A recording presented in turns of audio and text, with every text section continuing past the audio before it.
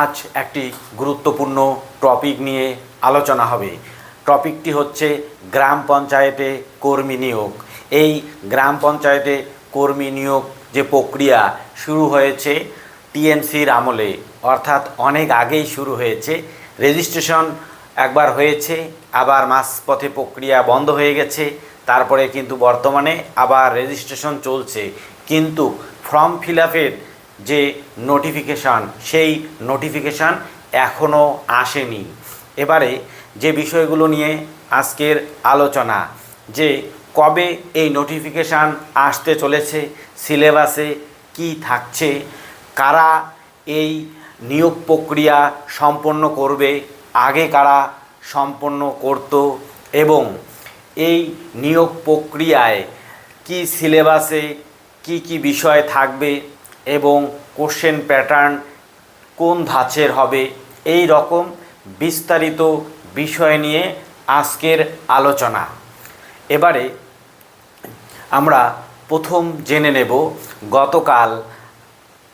গতকাল বর্তমান পেপারে আমরা জেনেছি আমাদের মাননীয় পঞ্চায়েত মন্ত্রী মাননীয় দিলীপ ঘোষ মহাশয় বলেছেন, আমাদের মুখ্যমন্ত্রী মাননীয় শুভেন্দু অধিকারীর সঙ্গে পরামর্শ করেছেন যে কিভাবে এই নিয়োগ প্রক্রিয়া সম্পন্ন করা যেতে পারে। ক্যাবিনেটে একটা আলোচনার মাধ্যমে এবারে উঠে এসেছে যে এতদিন পর্যন্ত ডিএলএসসি অর্থাৎ ডিস্ট্রিক্ট লেভেল সিলেকশন কমিটি এতদিন পর্যন্ত নিয়োগ করত। এই পঞ্চায়েতের যে কর্মী নিয়োগ হতো তাতে ডিস্ট্রিক্ট লেভেল কমিটিই নিয়োগ করত।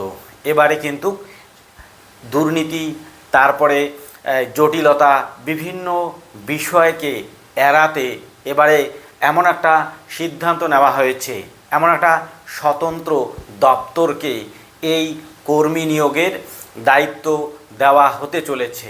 সেই দপ্তরটি হচ্ছে পাবলিক সার্ভিস কমিশন। আমরা জানি পাবলিক সার্ভিস কমিশন যেমন ডব্লিউবিসিএস অফিসারদের পরীক্ষা সম্পন্ন করে, তারপরে হচ্ছে স্কুলের সরকারি স্কুলগুলোর হেডমাস্টার, তারপরে অ্যাসিস্ট্যান্ট মাস্টার, অ্যাসিস্ট্যান্ট মিস্ট্রেস নিয়োগ করে, তারপরে কলেজগুলোতে অ্যাসিস্ট্যান্ট প্রফেসর নিয়োগ করে, এবং আরও বিভিন্ন বহু সরকারি বা সরকার পোষিত যে বিভাগগুলো রয়েছে সেখানে কিন্তু পিএসসি পাবলিক সার্ভিস কমিশন নিয়োগ করে থাকে। এবারে যদি এই পাবলিক সার্ভিস কমিশনের হাতে যদি এই নিয়োগের ক্ষমতা দেওয়া হয় তাহলে কিন্তু কি হবে, আপনাদের কি মতামত? এতে দক্ষতা এবং যোগ্যতার স্বীকৃতি পাবে। যারা যোগ্য, যারা পরিশ্রমী, যারা কোয়ালিফাইড, যারা কর্মী হবার দাবিদার, তারাই কিন্তু চাকুরিতে সুযোগ পাবে যদি পিএসসি নিয়োগ করে থাকে, এবং অবশ্যই পিএসসি নিয়োগ করতে চলেছে। তাই আপনারা যারা যারা এতদিন ধরে ধৈর্য ধরে রয়েছেন, হয়তো বুঝতে পারছেন না যে কিভাবে প্রিপারেশন নেবেন, কিভাবে নেবেন না, আপনাদের কিন্তু এবারে আর দেরি করা চলছে না। কেননা সব কিছু কিন্তু এবারে একটা চাকা যেমন এগিয়ে যায়, অনেক দিন থেমে থাকা চাকা কিন্তু এবার ঘুরতে শুরু করেছে, ঘুরছে। নোটিফিকেশান কবে আসবে? ফর্ম ফিল আপের নোটিফিকেশান আসতে চলেছে সেপ্টেম্বর মাস নাগাদ, আর 2027-এর জানুয়ারি ফেব্রুয়ারির মধ্যে হয়তো এক্সাম সম্পন্ন হয়ে যাবে। তাই ভালোভাবে প্রিপারেশন নিতে গেলে হাতে কিন্তু সময়ের অভাব, তাই আপনাদের এখন থেকেই প্রিপারেশান নিতে হবে। প্রিপারেশান কি বিষয়ে নেবেন বা সিলেবাসে কি থাকবে, এই নিয়ে অনেক তর্ক বিতর্ক আলোচনা কিন্তু চলছে। যেহেতু আমাদের মাননীয় মুখ্যমন্ত্রী বলেছেন যে এখন থেকে যে পরীক্ষাগুলো নেওয়া হবে তা ইউপিএসসি মডেল বা ইউপিএসসি ধাঁচে নেওয়া হবে। এই ইউপিএসসি ধাঁচ বা ইউপিএসসি মডেল, এই কথাটির মানে কিন্তু একেবারে ইউপিএসসির মতো নয়। আমাদের বুঝে নিতে হবে কথাটার মানে কি। আমরা দেখছি যে আমাদের পার্শ্ববর্তী যে বিজেপি শাসিত রাজ্যগুলো রয়েছে সেখানে কিভাবে রিক্রুটমেন্টগুলো হচ্ছে, সেভাবে কিন্তু এখানেও হবে।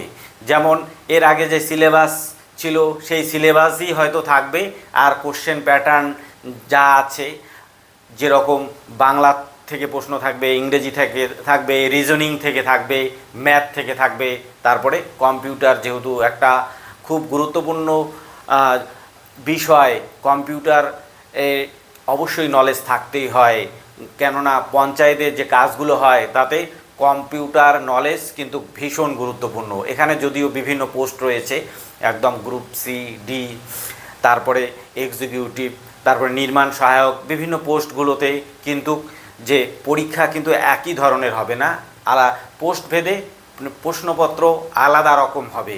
এখন কত মার্কসের পরীক্ষা হতে পারে, মার্কস কিন্তু হয়তো যারা গ্র্যাজুয়েশন যোগ্যতায় বসবে তাদের আলাদা হবে, গ্রুপ সিতে আলাদা হবে, গ্রুপ ডিতে আলাদা হবে।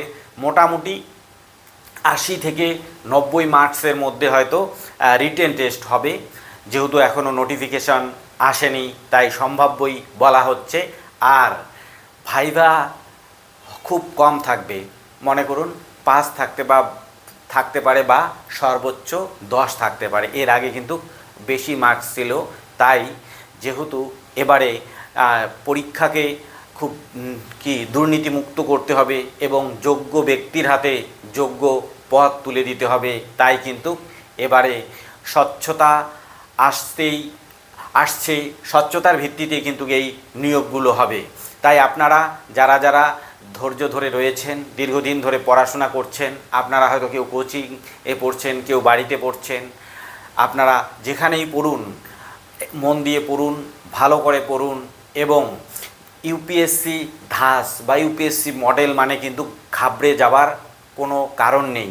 আপনি ভালো করে টেক্সট বইগুলো পড়ুন, কারেন্ট অ্যাফেয়ার্স পড়ুন, ম্যাথ পড়ুন, রিজনিং পড়ুন, কম্পিউটারের যে প্রশ্নগুলো আছে সেগুলো পড়ুন। তাহলে কিন্তু আপনাকে পরীক্ষার হলে অসুবিধায় পড়তে হবে না। আর এই ব্যাপারে ইউপিএসসি মডেল বা ইউপিএসসি ধাস এই যে বিষয়টা নিয়ে কিন্তু চিন্তা ভাবনা বা ডেসক্রিপটিভ প্রশ্ন হবে, অনেক বড় বড় প্রশ্ন হবে তা কিন্তু নয়। সেখানে কিন্তু ইউপিএসসিতে কিন্তু সব পেপারে কিন্তু ডেসক্রিপটিভ থাকে না, প্রিলিতে তো এমসিকিউ থাকে, এগুলোতে এমসিকিউই থাকবে বলে আশা করা যাচ্ছে। আর কিছু ক্ষেত্রে হয়তো প্রিলি, মেইনস এবং ভাইভা এই 3টা ধাপ হতে পারে। তাই আপনারা দেরি না করে এখনই প্রস্তুতি শুরু করুন। আর আপনারা যারা নতুন আমাদের ভিডিওগুলো দেখছেন তারা অবশ্যই আমাদের চ্যানেলটিকে সাবস্ক্রাইব করবেন। এবং আমরা আমাদের চ্যানেলের ডেসক্রিপশন বক্সে একটা গুগল ফর্মের লিঙ্ক দিয়ে দিব, বা আরও ভবিষ্যতে আমরা দিতে থাকব। আপনাদের প্র্যাকটিস সেট বা মক টেস্ট আপনারা সেখানে আপনারা গুগল ফর্মে নাম নথিভুক্ত করে সেখানে মক টেস্ট দিতে পারবেন এবং নিজেকে যাচাই করে নিতে পারবেন যে আপনার কত স্কোর হলো, কত পার্সেন্ট হলো। সেই পার্সেন্টেজ এর ভিত্তিতে বুঝতে পারবেন আপনি কোন অবস্থানে রয়েছেন এবং আপনাকে কতটা ইমপ্রুভ করতে হবে।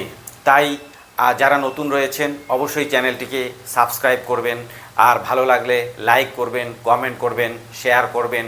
সকলকে ধন্যবাদ জানিয়ে এখানেই শেষ করছি।